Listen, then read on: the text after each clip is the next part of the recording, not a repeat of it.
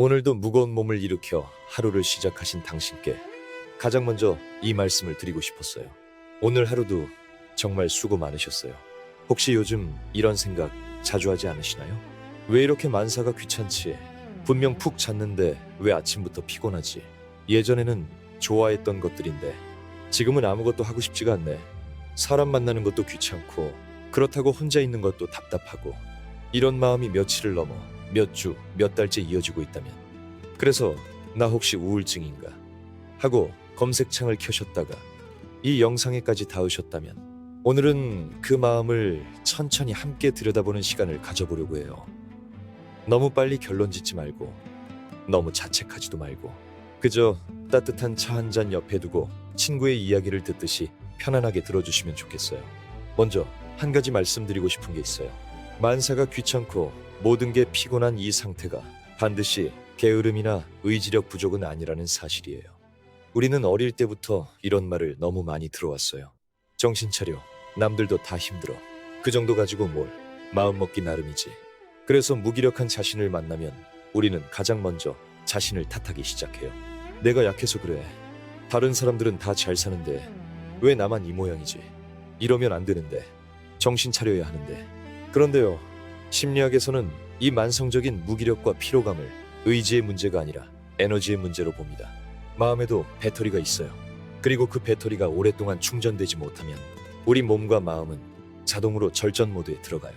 휴대폰이 배터리가 5% 남으면 화면이 어두워지고 알림이 줄어들고 꼭 필요한 기능만 남기는 것처럼 말이에요.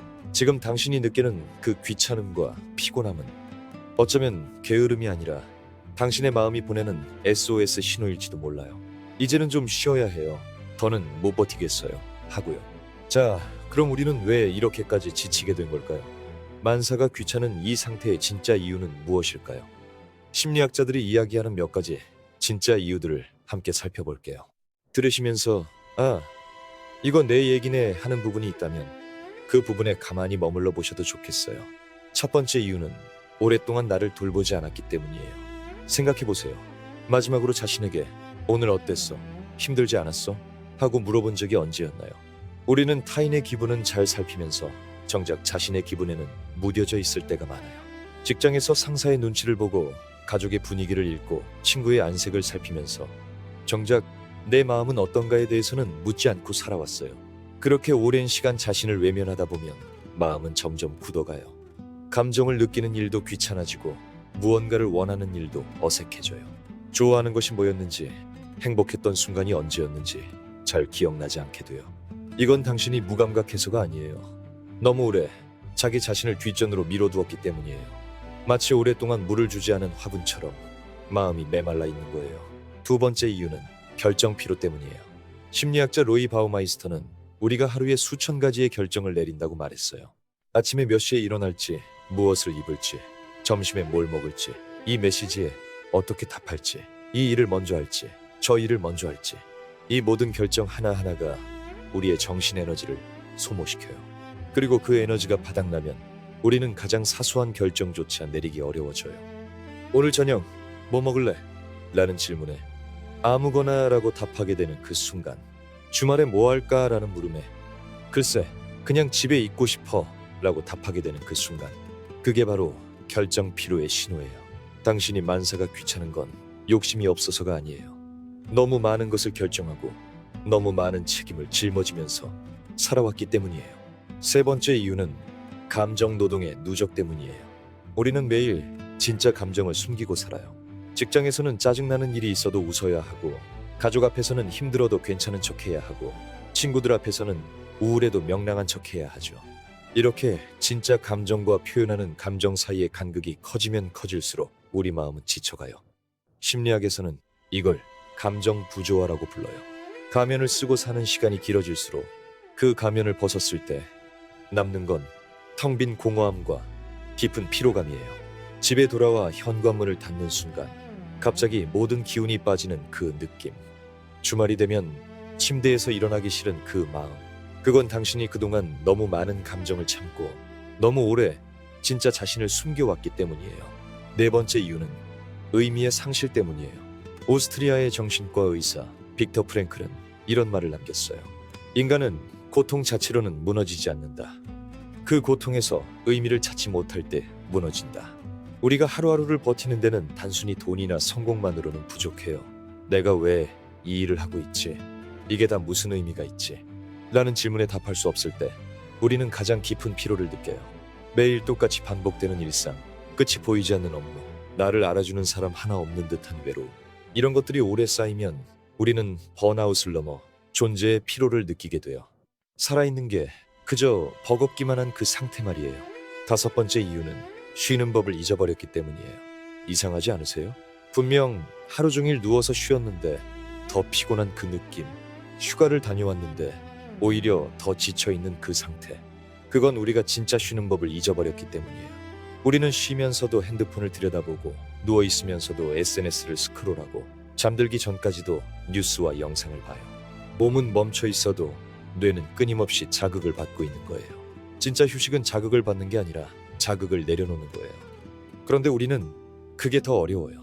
가만히 있는 게 불안해서 무언가를 계속 보고 듣고 읽어야만 안심이 되거든요. 자, 여기까지 들으시면서 어떠셨나요?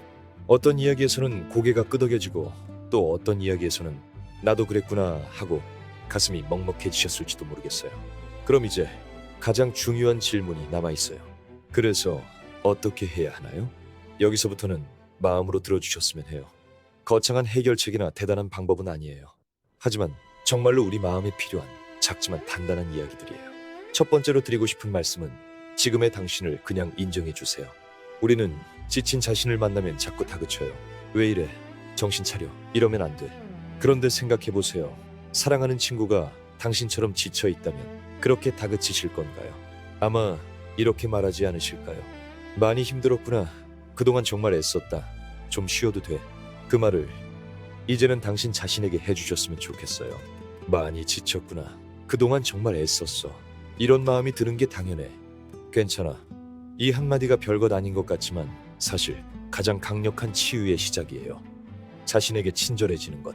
그게 모든 회복의 출발점이거든요.